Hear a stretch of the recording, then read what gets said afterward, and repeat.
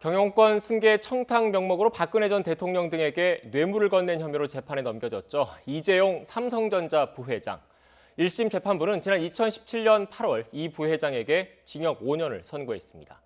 최서원 씨 딸 정유라 씨에 대한 승마 지원 등 89억 원이 뇌물로 인정된 만큼 실형이 불가피하다는 겁니다. 하지만 뇌물 액수에 대한 2심 재판부의 판단은 달랐습니다. 정 씨의 말 구매비 등을 제외한 36억 원만 뇌물로 보고 집행유예를 선고했습니다. 이 부회장은 구치소에 수감된 지 거의 1년 만에 석방됐습니다. 여러분들께 좋은 모습 못 보여드린 점 다시 한번 대단히 죄송하게 생각하고 있습니다. 대법원은 그러나 뇌물 액수에 대한 2심 판결에 문제가 있다고 봤습니다. 말 3마리 구매비 34억 원과 동계스포츠 영재센터 후원금 16억 원 등 50억 원도 뇌물로 봐야 한다면서 사건을 고법으로 돌려보냈습니다. 이 부회장이 삼성전자 자금을 횡령해 뇌물로 건넨 돈을 모두 86억 원으로 판단했습니다. 이재용 등이 피고인 최서원에게 제공한 뇌물은 말들이라고 보아야 합니다. 이렇게 업무상 횡령액이 50억 원을 넘으면 기본적으로 5년 이상의 징역을 살아야 합니다. 3년 이상의 징역형은 집행유예 선고도 안 됩니다. 법대로라면 이 부회장에 대한 실형 선고가 불가피한 건데 변수는 재판부의 재량권입니다.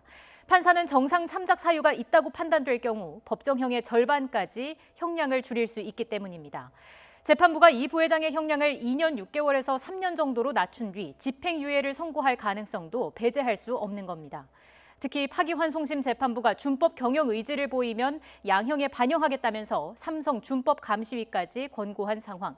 실형과 집행유예 사이에서 재판부가 어떤 답을 내놓을지 관심이 쏠리고 있습니다. 그럼 잠시 뒤 이재용 삼성전자 부회장의 국정농단 사건 파기환송심 선고가 진행될 법원으로 가보겠습니다. 취재기자 연결합니다. 임성호 기자. 네, 서울 고등법원입니다. 네, 이 부회장 파기환송심 선고 곧 시작하는 거죠? 네, 그렇습니다. 잠시 뒤인 오후 2시 5분부터 뇌물 공여 등의 혐의로 기소된 이재용 부회장 파기환송심 선고가 진행됩니다. 이 부회장은 재판 시작 20분 전에 도착을 했는데요.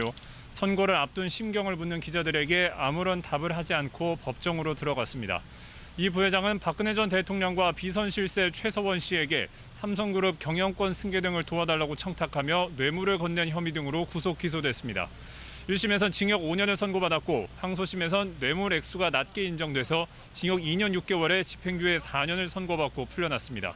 하지만 재작년 8월 대법원은 삼성이 최서원 씨에게 건넨 말 3마리 값 34억 원과 동계스포츠 영재센터 지원금 16억 원 등도 뇌물로 봐야 한다며 사건을 고등법원으로 돌려보냈습니다. 지난달 파기환송심 결심 공판에서 특검은 이 부회장이 경영권 승계를 위해서 박 전 대통령과 최서원 씨에게 적극적으로 뇌물을 줬다며 징역 9년을 구형했습니다.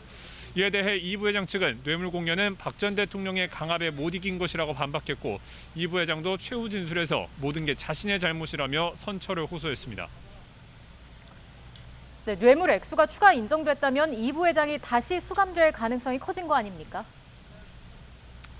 네, 그렇습니다. 대법원의 파기환송 취지대로라면 이 부회장의 뇌물 액수는 30억 원대에서 80억 원대로 큰 폭으로 늘어납니다.